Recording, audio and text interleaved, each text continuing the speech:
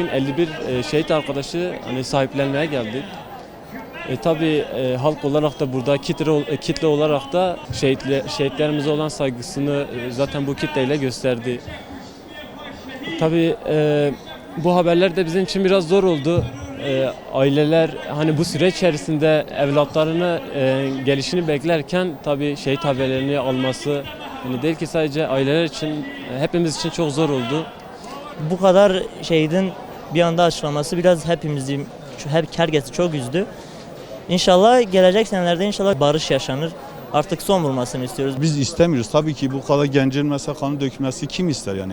Yani şu an bir tane yani anneleri görüyoruz yani perişan olduğu halde yani istemiyoruz. Tabii ki istemiyoruz. Yani biz barışın olmasını da istiyoruz. Ama kimliğimizi kaybetmeden yani ben hiçbir şekilde yani Kürtlüğümüzü kaybetmeden istiyoruz. Eğer kaybedeceksek olmazsa da çünkü onların kanına ihanet olur diye düşünüyorum.